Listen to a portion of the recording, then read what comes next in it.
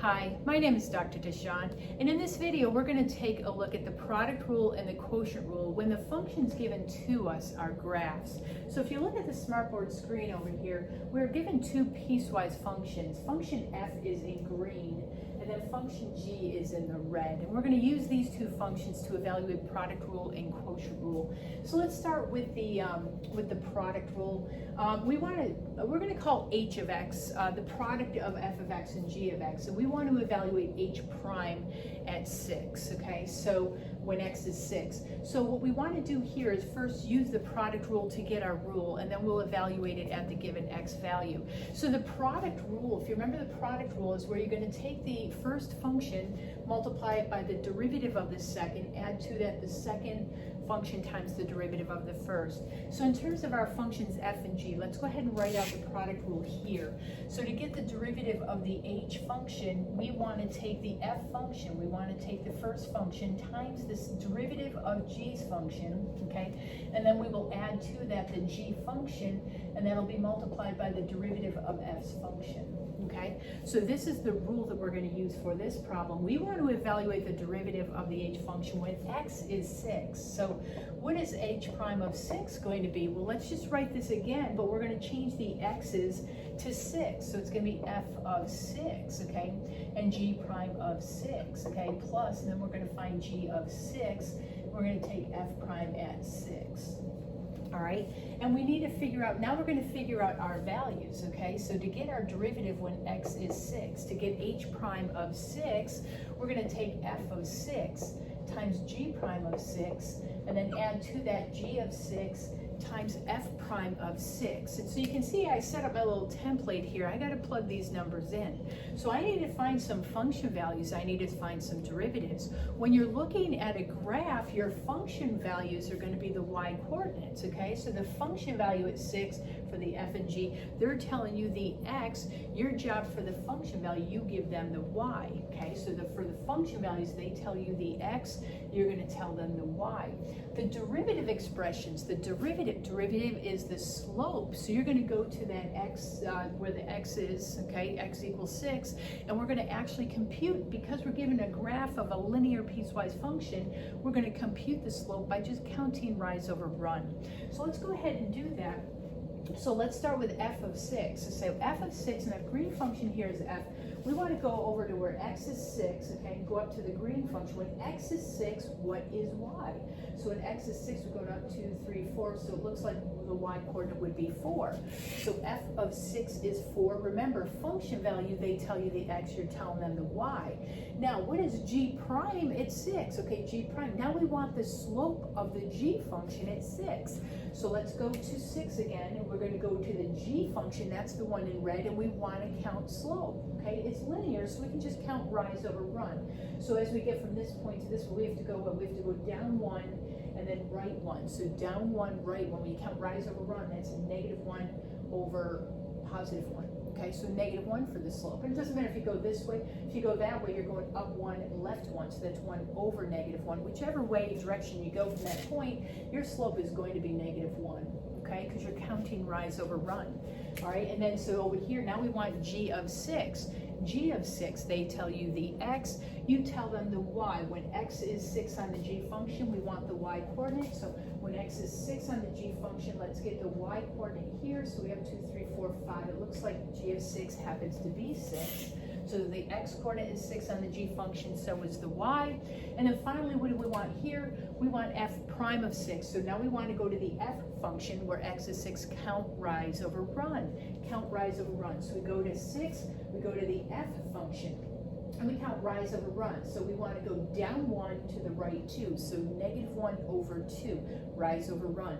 If you went the other way, you go up 1, left 2, whether you're going up 1 and left 2, or down 1 and right 2. So down 1, right 2 is negative 1 over 2, up 1, left 2 would be 1 over negative 2. So negative 1/2 for the slope here, okay?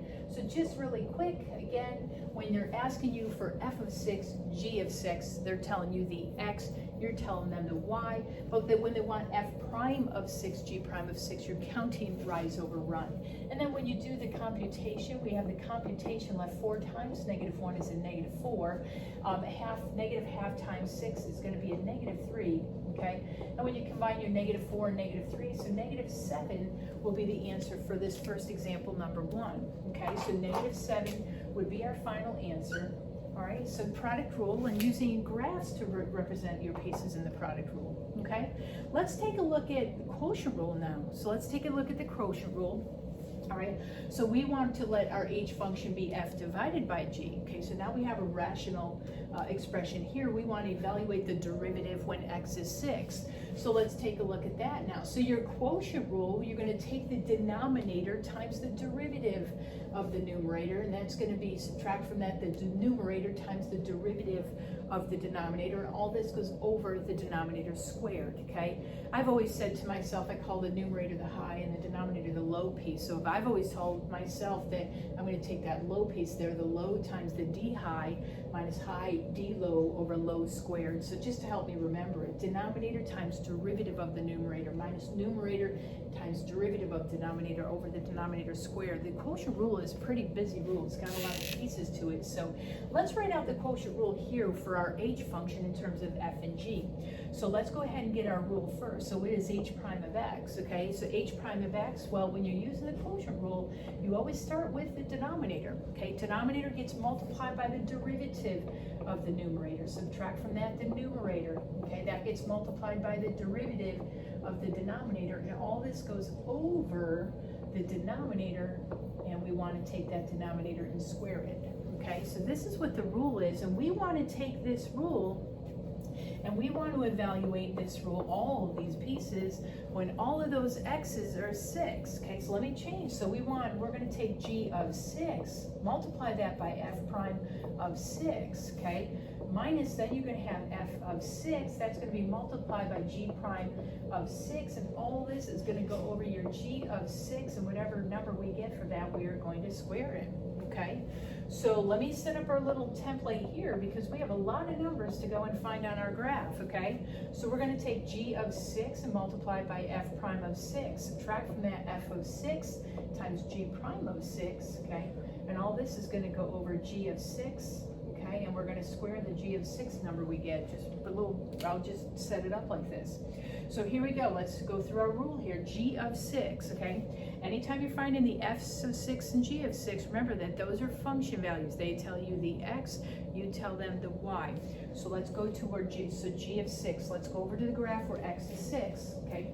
Go to the g function, and on the g function, when x is 6, y happens to be 6 also. G of 6 is 6.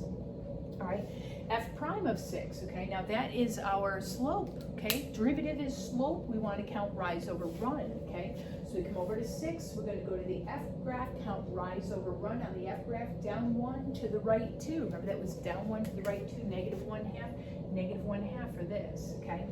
All right, we subtract from that. Now we want function value, means y coordinate. They tell you the x, we want the y coordinate on the f function. So you go to 6, and we want to go to the f function. When x is 6 on the f function, what is the y? It was 1, 2, 3, up 4, so that was at 4, okay? All right, what about g prime of 6? G prime of 6, derivative at x equals 6, we want the derivative on the g function. So here's where 6 is, go to the g graph. What was that derivative? It was down 1 to the right 1, so the rise over 1 was -1, +1, -1 over +1 is -1. Okay, and then finally that all this goes over the denominator, your g of 6, quantity squared. So we need g of 6, that's the y coordinate. When x is 6, the y coordinate, so that's going to be 6. Okay, and all that's over 6 squared, and we're just going to carefully compute this. Okay, so what is an h prime of 6? Well, you're going to take 6 times a -1/2, that's going to be -3. All right, -4 times a -1 is a +4. And all this goes over 6 squared is 36, all right?